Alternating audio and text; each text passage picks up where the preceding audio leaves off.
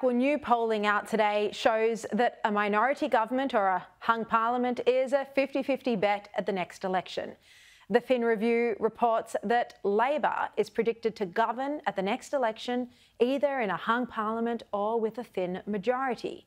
Now, the poll they published today also shows that the coalition could win back a number of Labor-held regional seats. Let's bring in now tonight's Political Insiders panel, Bill Shorten's former Chief of Staff and now GXO Strategies Director Cameron Milner and Sky News host Caleb Bond. Welcome to you both. So, Cameron, this is fascinating because this poll is predicting that the Liberals could win back seats in the outer suburban regional area, including Robertson and Gilmore in New South Wales, Lyons in Tasmania. But they're saying that the Liberals aren't strong enough to win back the Teal seats that they lost. So based on this, Peter Dutton's prospects aren't looking great at the next election. What do you think? Well, I think it's very true. I think we are heading towards a minority government given the trajectory of the Albanese government. And let's not forget that Gillard and Swan took a much larger Rudd majority and destroyed that and created a minority government in 2010. So Labor knows how to do this with a first term. But what a horror show. What a horror show we're contemplating. I mean, can you imagine the marriage of Labor after the next election, if this is the case? The groom is Albo, Penny Wong's the best man, the blushing and bearded bride, Adam Bance there at the altar, you know, with the Teals being that, you know, the maids of honour. I mean, it would be a horror show for Australia in the midst of a cost of living crisis. So let's hope that's not going to happen. But Albo would be very happy because he'd be a Prime Minister without having to do any more than he's already doing. And that'd be perfect for Albo. So no threat to Albanese being Prime Minister in a minority government, just the rest of Australia.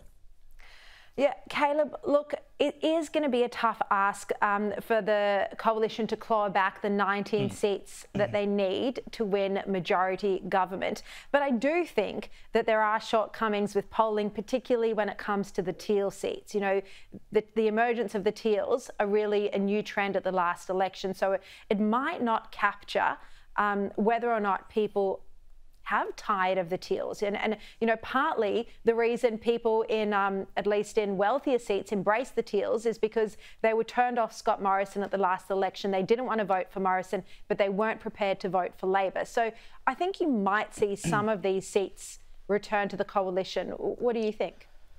Potentially. My feeling is that the Teals haven't had their day yet. We can't also forget that part of the Teal phenomenon, beyond, of course, the moneyed-up champagne socialists who voted for the Teals, is that the demographics in a lot of these seats have also changed. They have a much higher proportion of renters than they used to, because you've had a lot of large properties that have been subdivided and turned into apartments, etc. So you still have those rich types, but you also have a much larger cohort of renters who are more likely to vote for a left-wing candidate anyway, and then we know how the preferences will flow after that.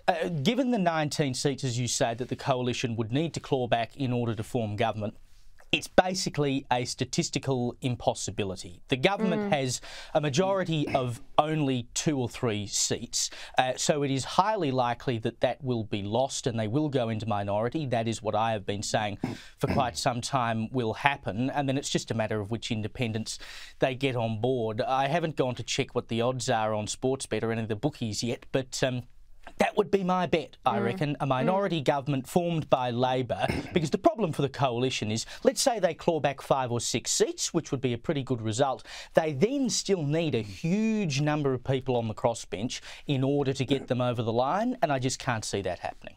Yeah. Well, there's still a long way to go, potentially up to a year, so anything could happen.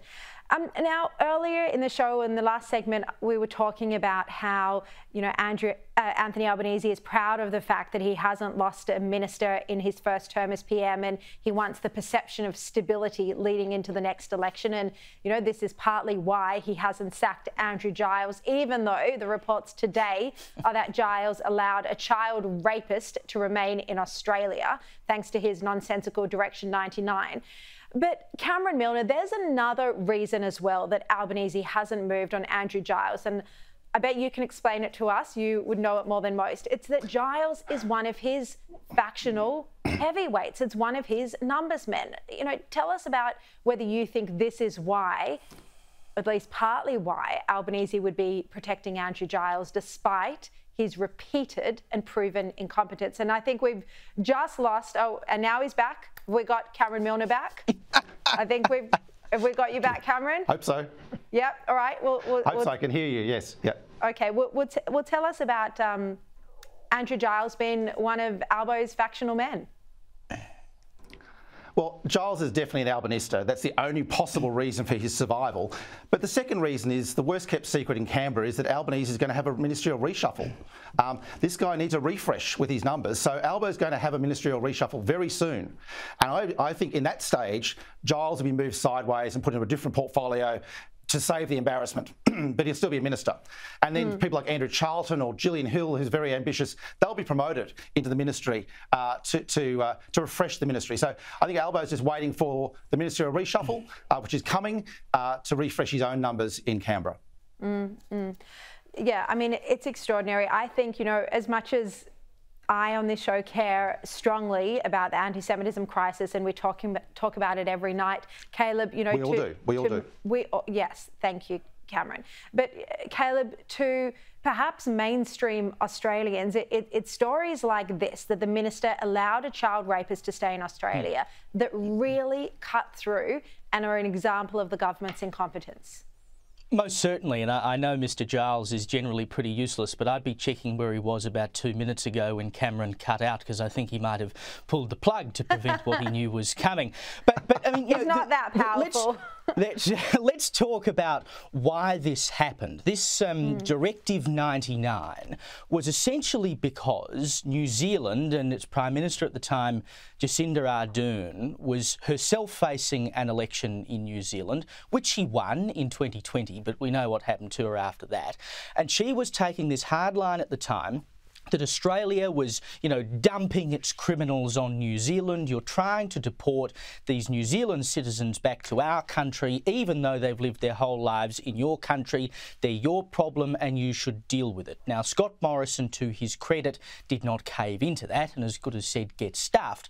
But soon after Albanese became Prime Minister, he said, we'll take a look at this. There's something we can do about this. And sure enough, in January last year, that's exactly what they did. That directive was sent out to say that people who are not citizens but have lived a significant portion of their lives in this country should be allowed to remain. Now, you saw Richard Marles today say the government tried to deport this fella and then a decision of an independent body overturned that. Well, no. If it weren't for the decision of Andrew Giles that people who have lived a significant portion of their lives should not be deported, he would have been deported. The government's talking out of both sides of their mouths and claiming it wasn't their fault. It was a direct result of their decision. Yeah.